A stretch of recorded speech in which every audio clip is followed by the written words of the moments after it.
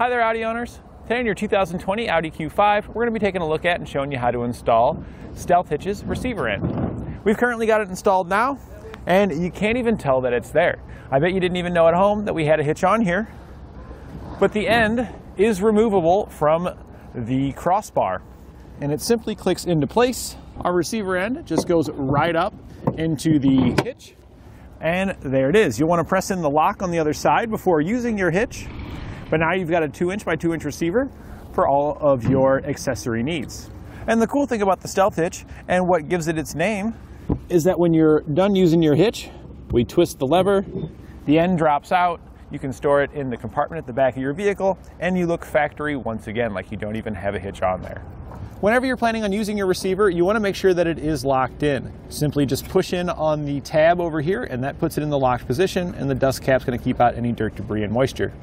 Then when you're done, you have to unlock it before you can release it with the knob on the other side. You'll receive 2 keys with your kit.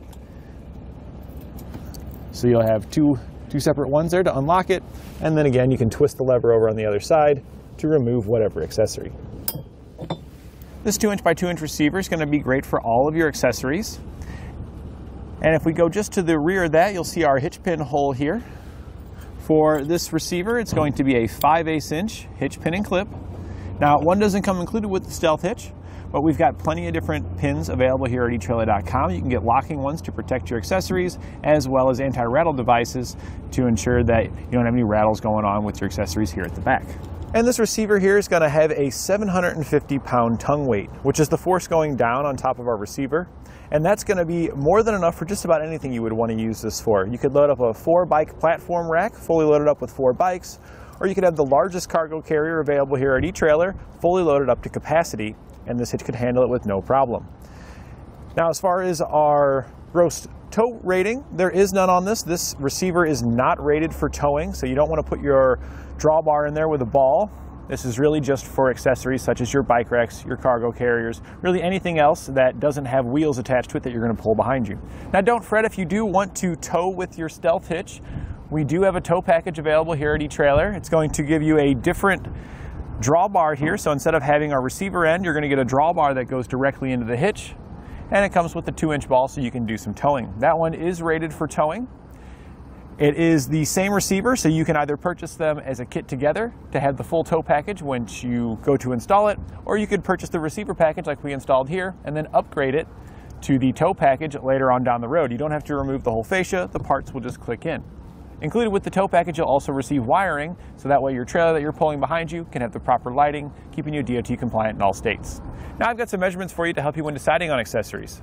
From the center of our hitch pin hole to the edge of our rear bumper, it actually sticks out past the rear bumper by about 1/2 inch.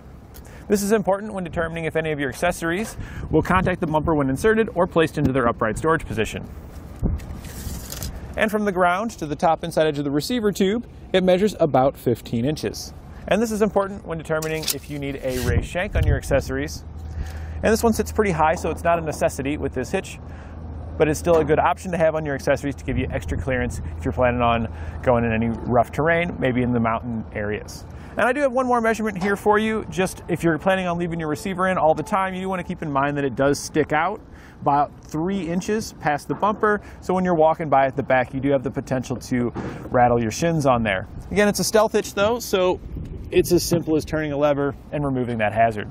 Now that we've covered some of the features of our hitch, why don't you follow along with me in the shop and we'll get it installed together. Now I'm not going to lie to you, this is a little bit more of a difficult install than a lot of your standard hitches due to the Audi requiring us to remove the whole fascia here at the back, and you can't completely disconnect it, you have to leave it to the wiring.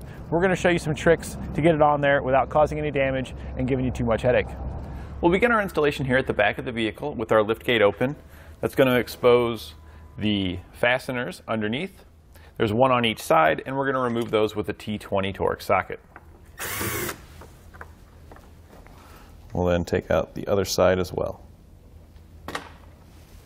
Now in our compartment back here, we're going to remove our cover. This just pulls out of there. We'll set this aside. And then we can pull up on our rear threshold here. This is just going to pull straight up so you can get your hands underneath of it. Sometimes it helps to use a trim panel tool to help get things started. and it does just pull up, so I'm just going to work our way across, just gently pulling it up. And we can set this aside. We'll now need to remove our spare tire, our jack, and the components here, so just remove those. The spare tire is held in with the nut in the middle here. Once we remove the center section, we can disconnect the electrical connector. I'm just going to pull out on the tab. A screwdriver works well. Then we can press down on the release tab there, right there, and you can pull it out. We'll then set this aside, and we can pull the tire out and set that aside as well. We also need to lift up on the tie-down hooks. You'll have 4 of these, 1 in each corner of the storage compartment back here. We'll then use our screwdriver to pop up the plastic cover. And then we can remove the single bolt found inside. These are going to be a special socket. You're going to need triple square sockets to complete this. You can get those at your local automotive store. Sometimes they are a special order. So we're going to use our 8mm tri-square, and we're going to remove this bolt and the 3 remaining ones that are underneath the tow hooks. Once we've got all those removed, we can pull the whole assembly, the foam and everything that our spare tire was in, out of our compartment. Now with all that hardware removed, we can pull up on these end caps here, pull those off. Now that we got those out of the way, we can take these side panels off, just turn the knob, and then these will just pull out of there. You may have an electrical connector behind them, so just go slow if you do. And it's just going to have a release tab you're going to press in, and then you can separate that. And now to get the center section out, we're going to pull out a couple of the pieces. We can pull out on that. We're going to move the air pump out of the way. That's going to allow us to pull up slightly on the outside here, and then we can work this side towards the center. That will allow us to then kind of lift it up slightly, kick it over to the other side.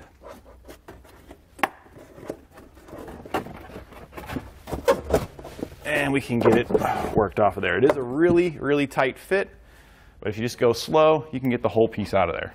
We can now remove the grommets, exposing the hardware we need to remove. You'll have a grommet here, more towards the center, and one just to the outside of it.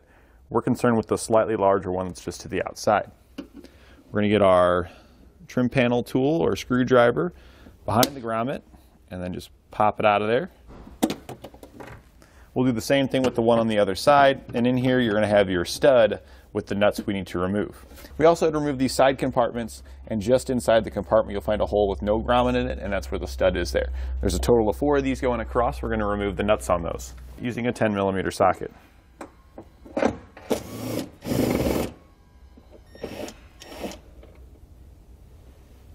Once you've got the nut removed, there's an extremely long portion of the shaft that doesn't have any threads on it.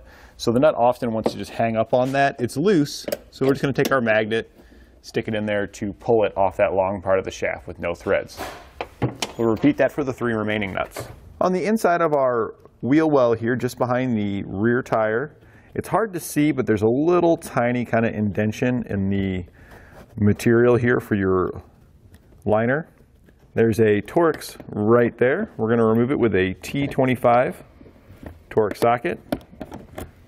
So I'm just going to get that guy out of there. Once we get it removed, this will allow us to peel back the fender liner here to expose more hardware that we're going to be removing as well.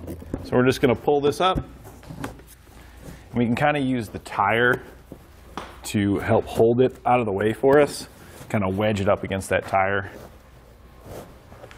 And that way it'll stay back out of the way. And in here, there are more Torx that we'll need to remove. You can see there's one there, one here. And then for that third one, you're going to have to keep pulling the fender liner back along the inside edge here to reveal one pretty high up. This is close to the top of the tire here if you were just going straight back. We'll remove those with the same size Torx socket.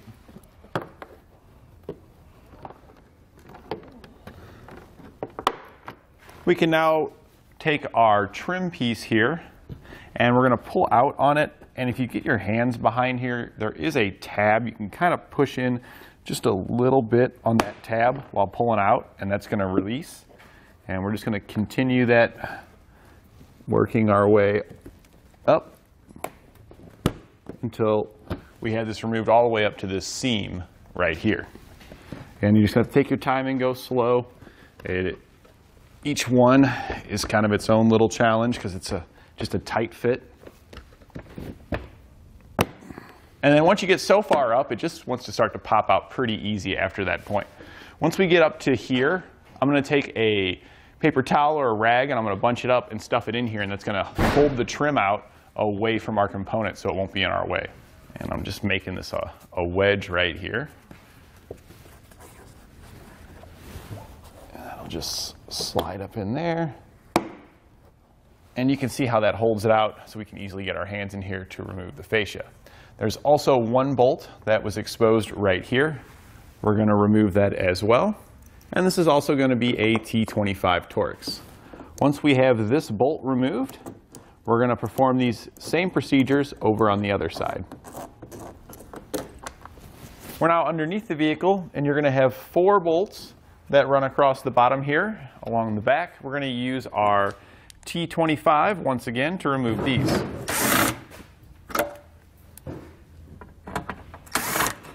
We can now start to remove our fascia. We're going to come in on one side. We're going to grab the fascia here by the corner, and we're just going to start working it out. Just kind of pull outward with it, working it towards the back.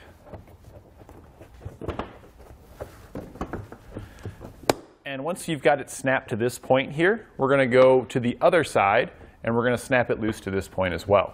Now that we've got it released on both sides, we can come back to the center here, and we're going to start to remove it. It does like to get hung up on those studs that were on the inside, so it's kind of what you're fighting is just those studs.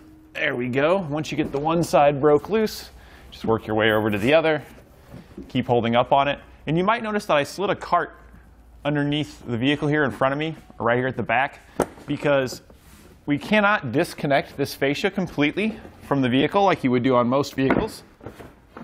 This one needs to remain connected electronically, or else codes will set and it will have to return to the dealer for service. So we're just going to take this guy, we're going to set it down just like that.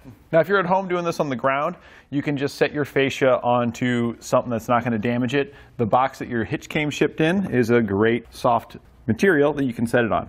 Now that we've got the fascia out of the way, we've exposed our bumper beam here. We're going to be removing this beam. There's 4 bolts on each side that hold it on.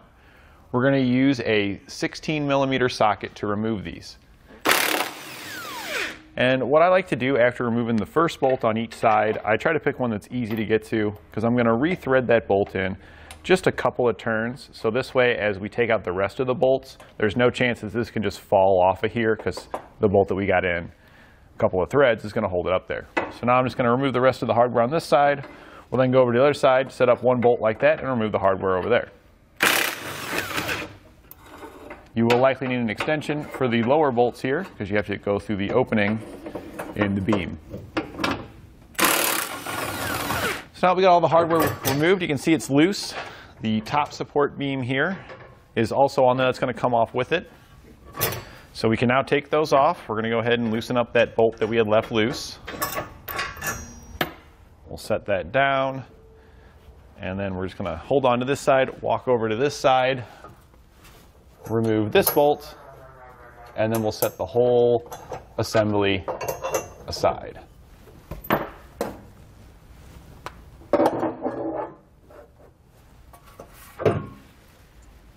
Before we go ahead and raise our hitch up, we're going to prepare the hardware. It'll make it easier to install it. You're going to have 8 of these shorter bolts. You're going to slide on a lock washer onto each one, and then follow that up with a washer on each one. Now with the next set of hands, we're going to take our bumper beam and our hitch here. We're going to put the two together like this, and then slide one bolt through. That'll help keep the two together as we raise them up as an assembly. And we're just going to get one bolt started on each side. That'll hold up the hitch and the beam, making it easier to install the rest of our hardware. With one bolt on each side holding up the hitch, we can install the rest of our hardware. We're going to get each one in, started by hand first, and then we can go back and tighten them down with a 17mm socket.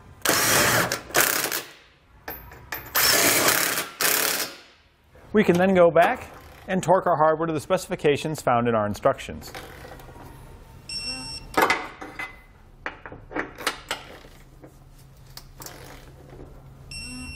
We can now install our center section onto our Stealth hitch.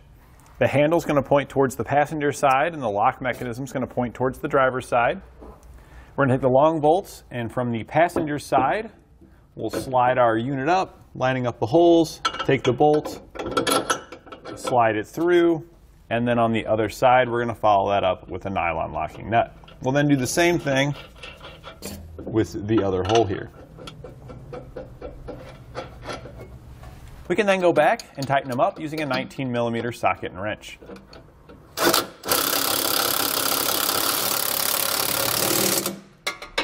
We can then go back and torque our hardware to the specifications found in our instructions.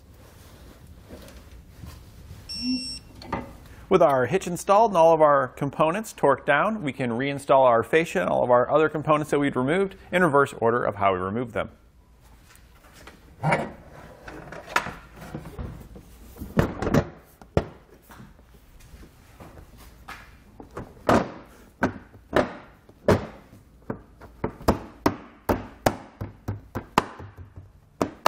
When reinstalling your fascia, if you remember the nuts that we had removed here on the inside, we had to use a magnet to get them off. It's extremely difficult to get the nuts back in. So what I found works really well, if you take your socket and your nut, and then just a small piece of napkin, you can set the napkin over the socket, take the nut and push it down to the socket. The napkin's going to take up that extra space to make it a tighter fit, and you can see the nut's not going to fall out of there. So we can then easily slide it on our tool, go in the hole, line it up over the stud,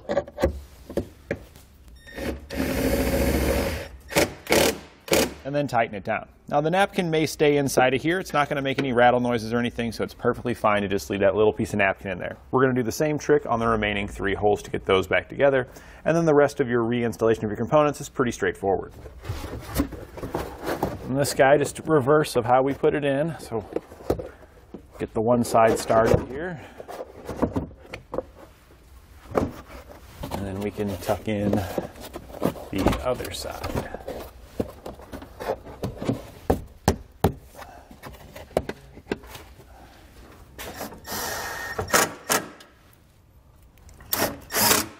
Now that we've got our fascia fully installed, all that's left now is to load up our favorite accessories and hit the road. To do this, you'll pull the rubber plug out of the bottom, and you're also going to find your keys in there, right there. So we can go ahead and unlock the unit. So we're going to just pull off the dust cover here. Looks like it's already in the unlock position. You can see that it's out. Make sure our lever is in the release position, which it is. You just want to turn it the top towards the front of the vehicle. It's clicked into that, which then means that our receiver end here will simply just push straight up and click into place. Now that we've got it clicked in, we do want to make sure we push in on the end of the lock to lock it down. And with our receiver in, we can put in our favorite accessory and hit the road.